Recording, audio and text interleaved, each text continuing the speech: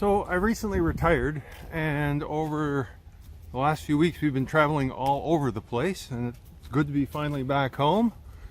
What I would like to be working on today is the timber frame shed project, where the frame is up and I'm ready to start installing rafters and building the roof and keep the rain off before winter gets here. But as is sometimes the case, life has other plans. We've had a ton of rain over the last few days. So here's our rain gauge, currently askew, so probably reading a little low, and you can see we've got close to 3 inches of rain in the last day and a half. And my pond is overflowing. This happens from time to time. You can see the pond has made it almost all the way up to the sauna today. And while the ducks are happy with the expanded pond, I am not. In the extreme, it can lead to a flooded basement. You have an electrical 3/4 horsepower submersible pump that's in the pond, and you can see the outflow running out here past the duck house.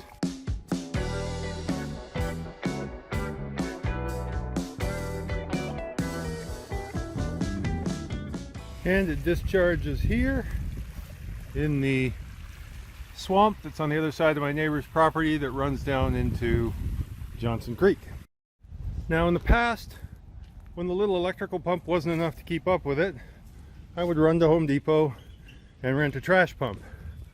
And I got tired of risking the lottery of do they have one on hand or not, so I finally broke down and bought a 2-inch gas-powered Honda trash pump.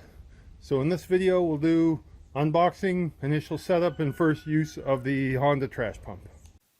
Okay, so let's do the unboxing. I've ordered from Amazon a Honda WB20XT trash pump, a kit that includes the intake pipe, strainer, and exhaust pipe, but it only has 50 feet of hose. I need more than that, so I also have 300 feet of lay flat PVC hose, along with a box of assorted fittings that I think I might need to get things hooked up. So,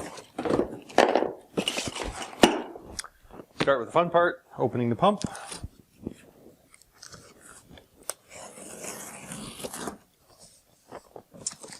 Owner's manual, which I actually won't throw away. I will read this time, because I think it might come in handy.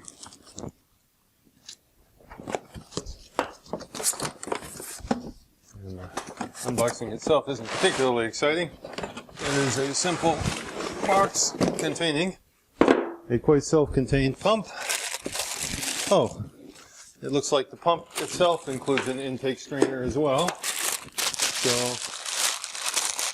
I'll pick whichever one I like most between that one and the one that comes in this kit. There are some quick connect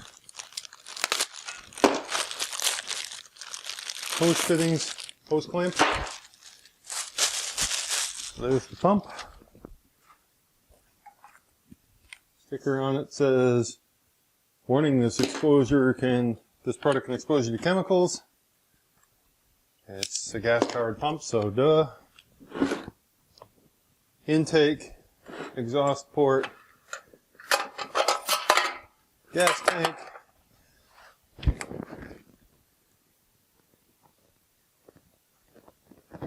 oil plug. Alright, so the intake and exhaust kit.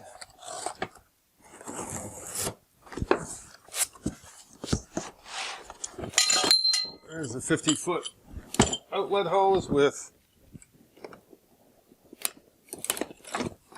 quick connect 2-inch fittings.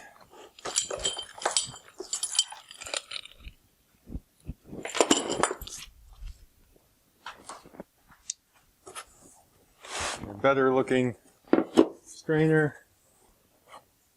2 male quick connects. Obviously one is for, okay, so this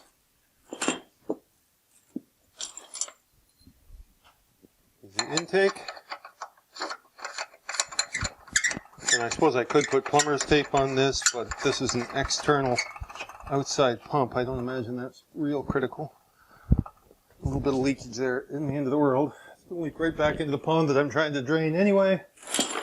So this will connect on the intake side. You need to have a rigid pipe on the intake side because the suction of the pump would collapse one of these flexible hoses if you tried to use that on the intake side.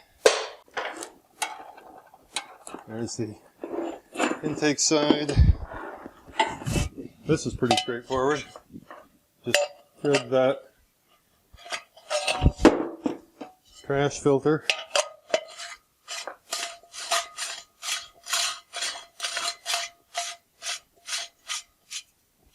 on the end of the intake hose. Keep it from sucking up leaves and stuff. Well, this is pretty straightforward. I will put together the longer pipe, but for now, just to try it, I think I will put some gas in this thing and test it. Okay, so this also has a quick connect fitting, so this one can go on the outflow side. This is a priming inlet. These pumps you always have to have stronger fingers than I have to open the priming thing. Ah. There.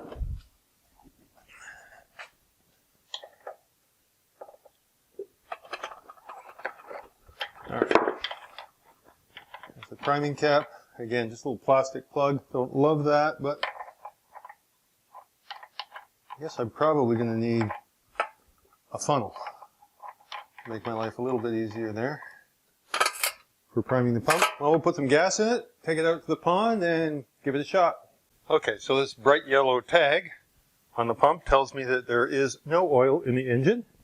And the owner's manual, yes, I actually looked at it this time, tells me that it takes 0.56 liters of engine oil. So I've used a measuring cup to measure out 0.56 liters. Don't tell my wife, I used her kitchen measuring cup. Bad news is my wife watches these videos. Put this in there. Not the best funnel for the job, but I think I can make it work. Also a kitchen funnel. Sorry, dear. Alright. That's the cap. How that looks. It's running right out, so I think that's full at least.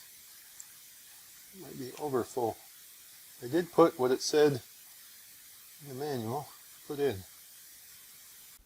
And as for fuel, as you might guess, since it has engine oil in it, it does not take a two-stroke gas oil mix. It's just straight gas.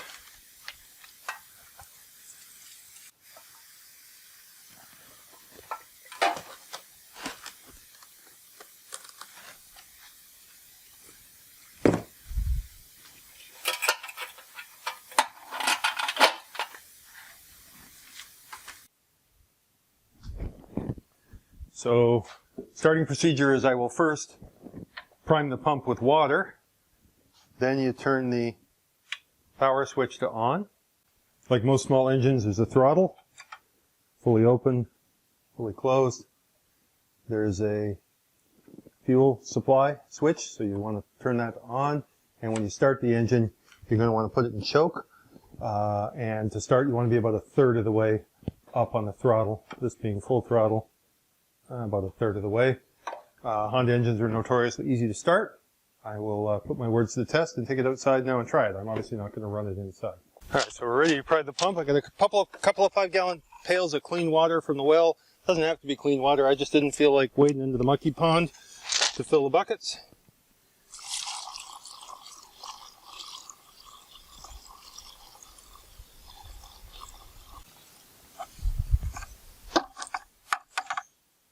Alright, it's really slow to drain now, so that's usually an indication I got enough water in there. See it flowing back out of the inflow valve is a good sign. Alright, so starting procedure, switch to on, choke open, fuel open, throttle about a third of the way up.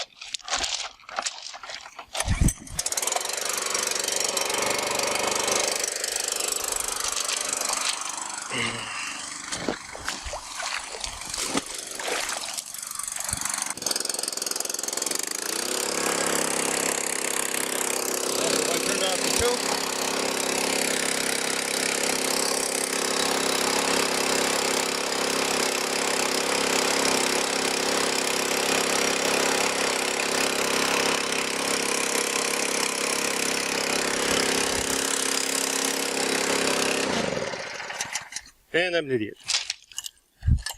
Outflow valve, intake valve, which I can tell because the intake valve is sucking itself inside out.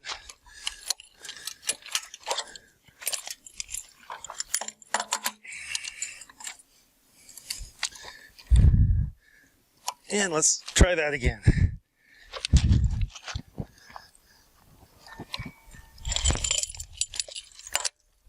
My phone is ringing. I'm going to ignore that.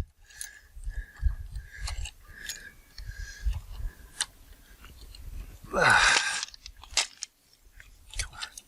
There we go. All right, let's try that again.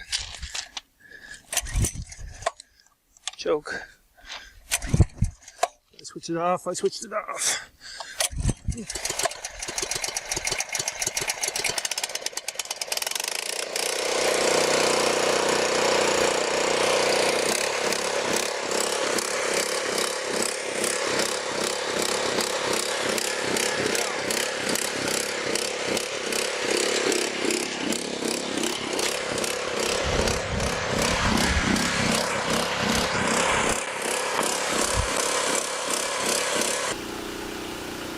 So the pump is running, ducts are irritated,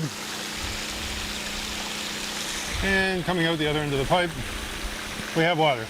Isn't doing us any good yet because it needs to go over the other side of my neighbor's house, but now we'll add an extra hose.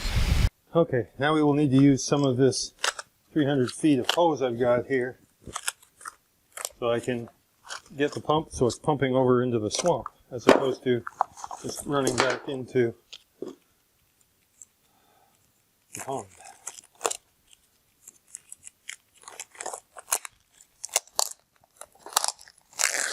Alright, and I did get some, remember that the end of that 50-foot pipe has a 2-inch quick connect female fitting like this one.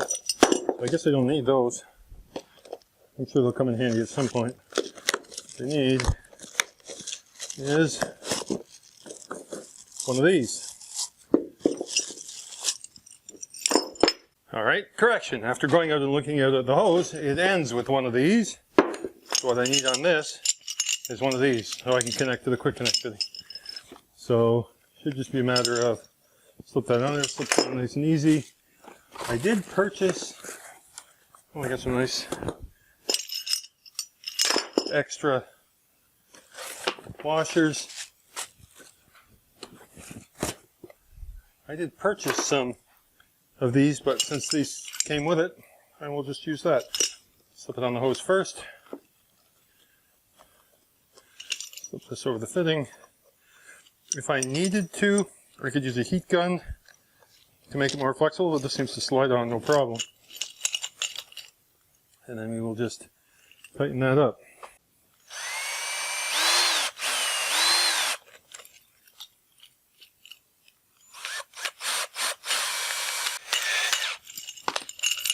Nice and tight. Now we'll go out, connect this to the pump, roll out enough hose to get me where I need to go, and then I'll cut it off.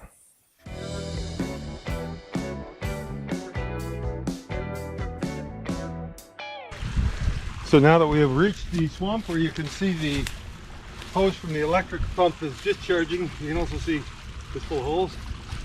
So it is time for new hose anyway. We'll cut this one to length.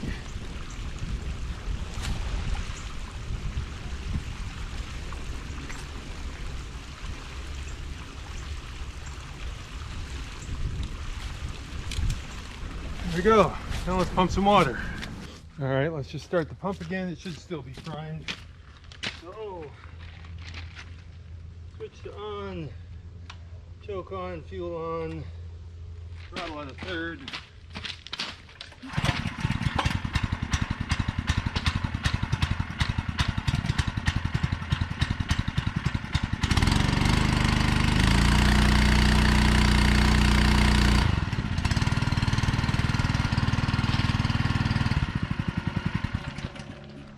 And my single hose clamp didn't hold very well, so we'll put one of these on.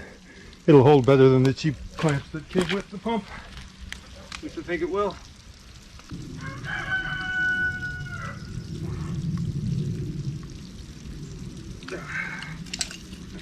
Let's see if that'll hold.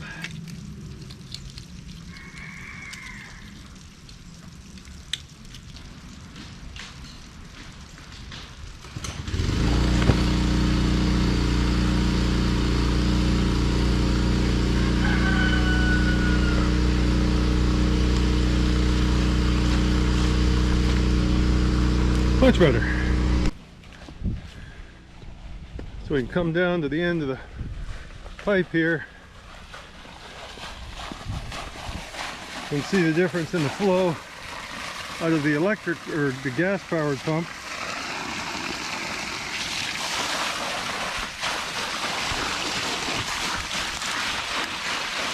Versus what's coming out of the electric. Ugh. A lot more flow coming out of that gas powered pump. And over the next hour or so, we managed to pump the pond back down to its normal size. So with that done, I can get back to the projects I'd rather be working on. So for my normal subscribers, sorry for the diversion. We'll get back to our woodworking now. As always, thanks for watching.